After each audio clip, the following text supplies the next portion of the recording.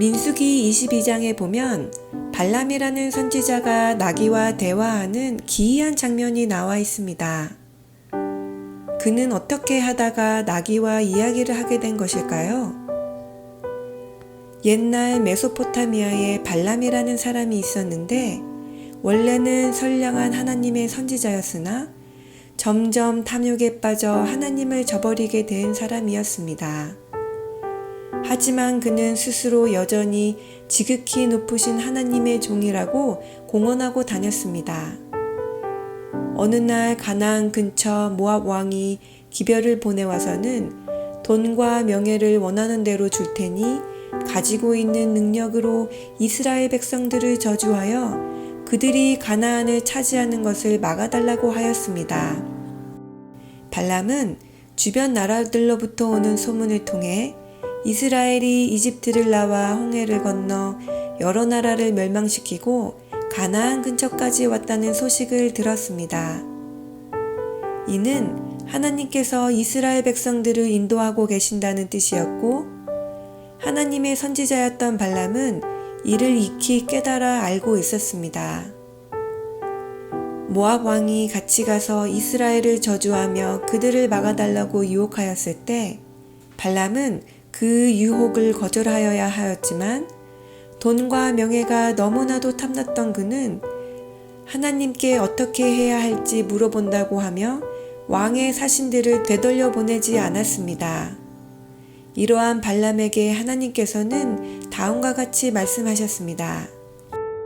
하나님이 발람에게 이르시되 너는 그들과 함께 가지도 말고 그 백성을 저주하지도 말라. 그들은 복을 받은 자들이니라.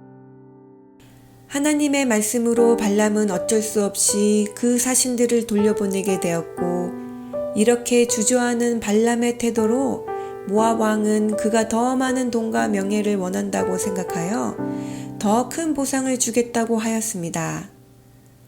발람은 이미 하나님의 뜻을 알고 있었지만 세상의 부와 명예가 탐났던 그는 하나님께 다시 한번 물어보았습니다.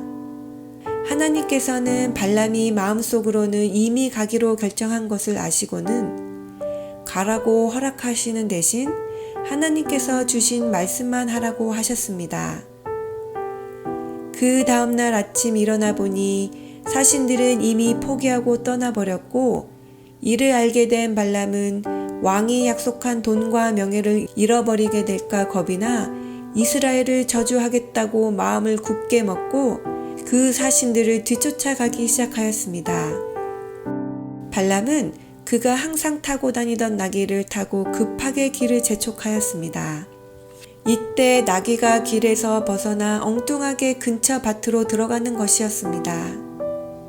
발람은 나귀를 잔인하게 때리며 다시 길에 돌아오게 하였지만 이번엔 담들로 막힌 협소한 곳에 오자 오도 가도 못하다가 발람의 발을 담벼락에 비벼 상처나게 하였습니다.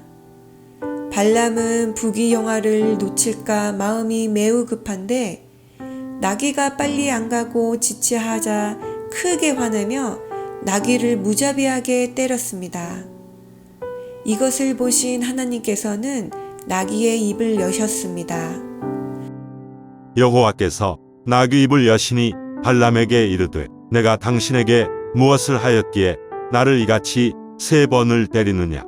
그때에 여호와께서 발람의 눈을 밝히심에 여호와의 사자가 손에 칼을 빼들고 길에 선 것을 그가 보고 머리를 숙이고 엎드리니 나귀는 여호와의 사자가 길에 서 있는 것을 보고 피하느라 길에서 벗어났던 것인데 발람의 눈은 어두워 그것을 보지도 못하고 나귀를 계속 때렸던 것입니다.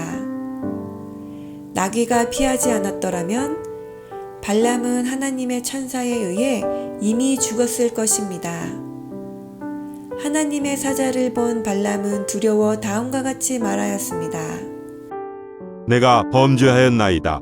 당신이 나를 막으려고 길에 서신 줄을 내가 알지 못하였나이다. 당신이 이를 기뻐하지 아니하시면 나는 돌아가겠나이다. 하지만 하나님께서는 발람이 모압 왕에게 가도록 허락하셨고 발람이 도착했을 때 하나님께서는 발람의 입을 제어하셔서 모압 왕이 원하는 저주를 할 수가 없었습니다. 그리고 하나님께서 발람에게 다시 한번 하나님의 빛을 보여주셨습니다. 그는 하나님께서 이스라엘을 큰 번영으로 이끄시는 모습과 그들에게 베푸시는 큰 은총을 보게 되었습니다. 이 광경을 바라보고 발람은 감동받아 자기도 모르게 하나님께 엄숙한 기도를 드리게 되었습니다. 만일 그가 하나님께서 주신 또 한 번의 기회를 받아들였더라면 깊이 회개하여 하나님께 돌아가 축복을 받을 수 있었을 것입니다. 하지만 이러한 빛에도 불구하고 세상의 이익을 포기할 수 없었던 그는 다시 한번 모압을 방문하여 이스라엘을 막을 단 하나의 방법을 알려주게 되었고 그는 이스라엘을 시련에 빠뜨리는 사람이 되어버렸던 것입니다. 사단이 그를 지배하는 데서 도우시려 했던 하나님을 끝까지 거절했던 발람은 이스라엘과 미디안 백성 사이의 전쟁에서 죽임을 당하게 되었습니다. 발람은 하나님과 돈을 함께 섬기려다가 완전히 실패하고 말았습니다. 그는 하나님께로부터 큰 빛을 받았지만 마음속에 품은 한 가지 죄악으로 인해 그의 온 성품이 그 죄로 물들어 멸망에 빠지게 된 것입니다. 아주 작은 죄라도 마음속에 품고 있는 것은 위험한 일입니다. 마음속에 품은 작은 죄는 점점 우리의 품성을 장악하여 결국 큰 죄에 빠지게 되어버리게 할 것입니다. 양심에 걸리는 한 가지를 버리지 않고 품고 있으면 결국 그것이 통로가 되어 사단이 들어올 길을 열어주게 될 것입니다.